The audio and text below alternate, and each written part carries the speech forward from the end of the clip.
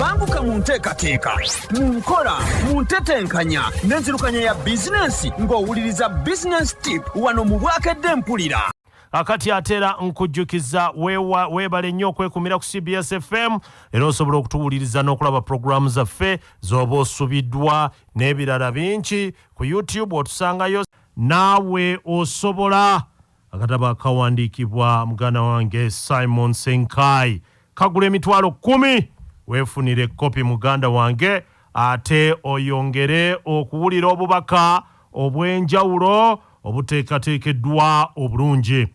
Lwali tugamba nti munange amaanyi ag'ebirowoozo twabadde n'ekyokulabirako olunaku olw'eggulo kyabadde kinenemu nga tutunuulira wano baga nti mukama waffe Yesu yasanga abooluganda basatu abaali batudde ku mabbali g'ennyanja n'eryato ekkalu era nga kuno kwali kusomooza kwa maanyi. Jjukira nti munange abasajja bano baali bavubi abaali bamaze emyaka nga bavuba ekitegeeza baali bakugu ddala.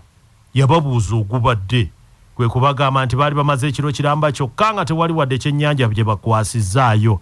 Ye n'abagamba bazzeeyo obutimba bwabwe buziba. Tebaasooka kukkiriza kubanga yali abasaba okuddamu okuzza obutimba ate mu kifo kyennyini we baali batafunye kantu konna. Kyokka olw'okukkiriza bazzaayo obutimba bwabwe era mu kiseera kitono ddala baafuna ebyennyanja bye batavubangako n'obutimba bwabwe ne butandika okuyulika. Kino kyewuunyisa nnyo omu ku basajja bano era n'amubuuza nti ddala ggwe oli muntu wa kika ki? Ekitegeeza nti kye yali akoze kyali kimwawula ku bantu abalala aba bulijjo. Era obuwanguzi baatandika olunaku lw'okola era obuwanguzi butandika olunaku lw'okola ekikwawula ku bantu abalala n'otandika okusala amagezi agamalawo ekizibu abangi kye batasobola. Tweyongereyo mu maaso. Yakozesa ekirabo bonna kye baali batamusuubira kuba nakyo era n'okuva olwo baatandika okumuwa ekitiibwa era kye baba bakkiriza okusuulawo emirimu gyabwe basobole okutambulanga naye.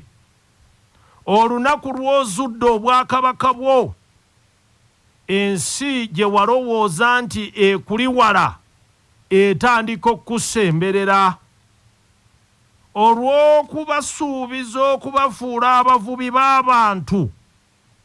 Baasalawo ne basuulawo obutimba bwabwe ne bagoberera era bwe batyo ne bafuuka ate abasukkulumu mu bo. Obusukkulumu buva mu busobozi bwo obuleetera abalala okukuwuliriza n'okukugoberera. Ate kati wuliraako nti obusukkulumu buva mu busobozi bwo obuleetera abantu abalala okukuwuliriza n'okukugoberera. Obusukkulumu buleetera abantu abakwetoolodde okukyusa n'okuteeka n'enteekateeka zaabwe zonna okusobola okudda mu nteekateeka eyiyo. Eno y'ensonga enkulu lwaki tetwogera bwogezi ku buwanguzi kyokka naye obuwanguzi obuleetera obusukkulumu. Tosobola kufuna buwanguzi bwa nkizo okutuusa ng'ozudde obusukkulumu bwo. Kyokka n'okufuna obusukkulumu ate kiva mu kubaako obuwanguzi obw'enkizo bw'ofuna. N'olwekyo biki ebifuga obuwanguzi gwe mulamwa gwa leero?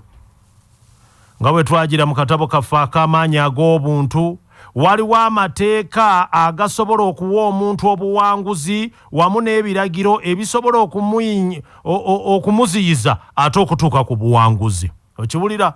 Waliwo amateeka agakuwa obuwanguzi ne wabawo ate n'ebiragiro ebikuziyiza okubutuukako.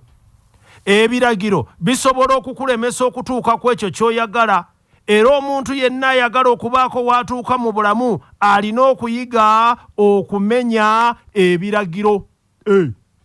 Ssenkaayi ogamba kiwa ti omuntu yenna ayagala okubaako watuuka mu bulamu alina okuyiga okumenya ebiragiro.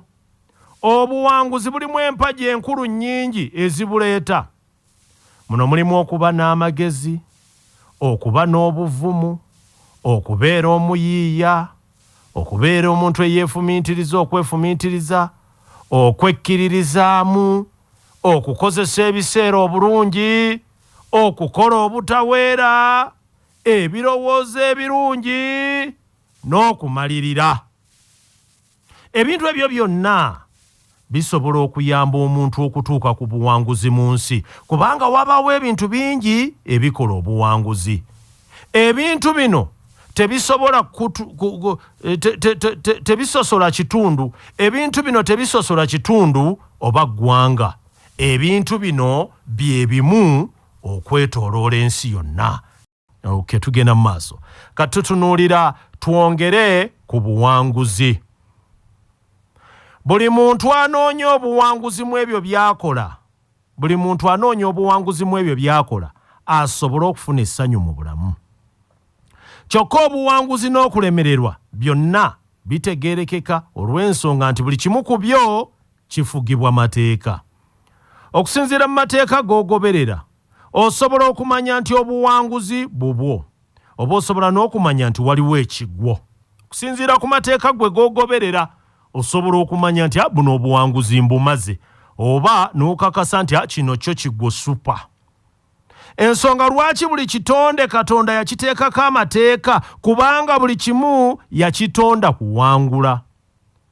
Teri mubumbi akola kintu nga tayagala kituukirize mugaso gwa kitondesa. Kale buli kintu kyonna Katonda kye yatonda kiteekeddwa okutuukiriza omugaso gwakyo. Ekyenkizo ekiri ku ffe abantu, Katonda yatukola mu kifaananyi kye, ekintu ekitufuula abantu ab'enjawulo.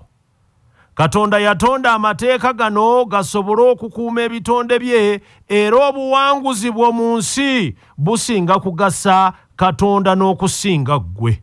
Okugeza, omuntu bw'akola emmotoka oba essimu n'etuukiriza bulungi byonna byeteekeddwa okukola, kisanyusa nnyo omukozi n'okusinga omuntu agiguze okugikozesa. Olwaleero tuga nti weetegereze kino. Obuwanguzi tebabunoonya, era bw'oba oyagala okufuna obuwanguzi togezaako kubukolerera. Nedda, ako nno kakulu. Obuwanguzi tebabunoonya. Abantu bangi bensisinkanye nga n'amaanyi gaabaggwamu dda olw'okutwala obudde nga bakolera okufuna obuwanguzi, oluvannyuma ne bubalema. Buli muwanguzi yenna mu nsi, yenna gwensomyeko, tagezangako kunoonya buwanguzi. Wabula bonna babaako amateeka ge bagoberera. Ekitegeeza nti bw'oba oyagala okufuna obuwanguzi, olina okumanya amateeka agafuka ekintu ekyo. Oluvannyuma lw'okukola gwe ky'olina okukola, obuwanguzi bujja kujja bwokka. Gwe manya mateeka gafuga kintu ekyo, gagoberere. Obuwanguzi bujja kujja bwokka. Abakola bizinesi, gwe manya amateeka agafuga bizinesi. Abatambuza obufumbo, manya amateeka agatambuza obufumbo. Gwe bw'onoogagoberera, obuwanguzi bujja bwokka. Obuwanguzi kintu ekibaawo oluvannyuma lw'okubaako ekintu kye weetabamu. Obuwanguzi bubaawo oluvannyuma lw'okubaako ekintu kye weetabamu. Katukomaawo olwaleero. Banguka mu nteekateeka, mu nkola, mu ntetenkanya n'enzirukanya ya bizinensi ng'owuliriza Business Tip wano mu Bwakedde Mpulira.